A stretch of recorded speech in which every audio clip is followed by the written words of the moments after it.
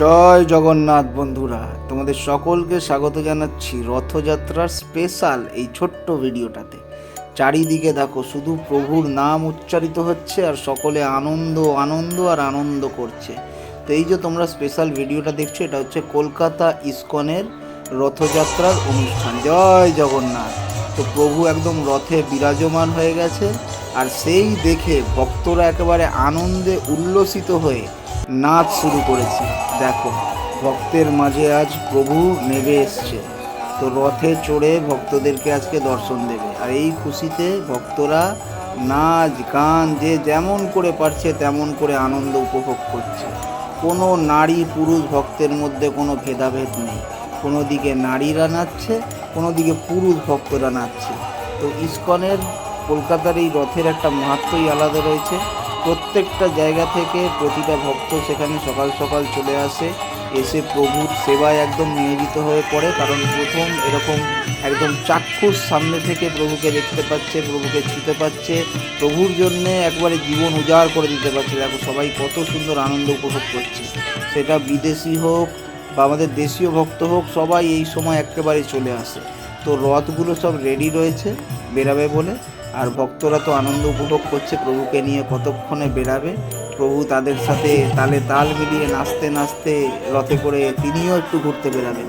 তো এখানের মজাই আলাদা। এই ভিডিওটা আমি পাইনি, আমি ছিলাম না ওখানে, যেহেতু আমার বন্ধু অমিত তোমরা জানো ও ইস্কনের সাথে যুক্ত রয়েছে, তো ওখানে ছিল, ওখানে কিছু ভিডিও ক্লিপিং করে করে তুলে সেগুলো আমার কাছে পাঠিয়েছে।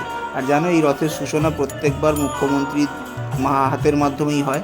তো আগামী কি বলবো, গত বছর অবধি মমতা বন্দ্যোপাধ্যায়, যিনি আমাদের এক্স মুখ্যমন্ত্রী ছিলেন, ওনার হাতে হয়েছে। তো এবারে শুভেন্দু অধিকারী মহাশয়, যিনি আমাদের নতুন মুখ্যমন্ত্রী, তো ওনার দ্বারাই উদ্বোধন হয়েছে।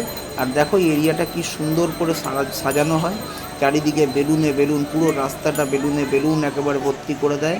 রথ একদম রেডি হয়ে দাঁড়িয়ে রয়েছে প্রভুর জন্যে, বা কখন বেরাবে তারা সেই জন্যে।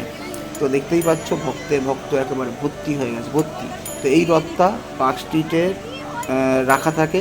তোমরা যারা দেখতে যেতে চাও, রথ 7 দিনের জন্য ওখানে থাকবে, রথযাত্রা অবধি, উল্টো রথ অবধি। তো তোমরা গিয়ে ওখানে সকলে প্রভুর দর্শন করতে পারো।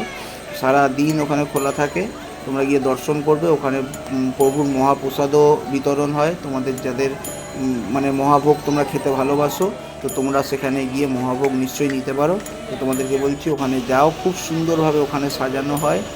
সারা সপ্তাহটা উল্টো রথ অবধি একদম ভালো করে সেখানে অনুষ্ঠান হয়, প্রভুর নাম সংকীর্তন হয়, সবাই ভক্তরা এনজয় করে, সেখানে হোম যজ্ঞ সব কিছু হয়। ওখানে যেও তোমরা, গিয়ে তোমরা আমাদের এই যে কি সুন্দর ধর্ম, যে আমাদের হিন্দু ধর্ম, তো সনাতনী ধর্ম, এর যে মাহাত্ম্য কী, তো তোমরা সেখানে গেলে বুঝতে পারবে। আমরা হয়তো ভারতীয়রা হয়ে হয়তো আমাদের এই সনাতনকে নিয়ে যতটা না আগ্রহী, কিন্তু আমরা দেখেছি বিদেশিরা আমাদের এই সনাতনকে নিয়ে তার থেকে বেশি আগ্রহী। তারা যেভাবে সনাতনকে এনজয় করে, তারা যেভাবে সনাতনকে আপন করে নিয়েছে। তো জয় জগন্নাথ।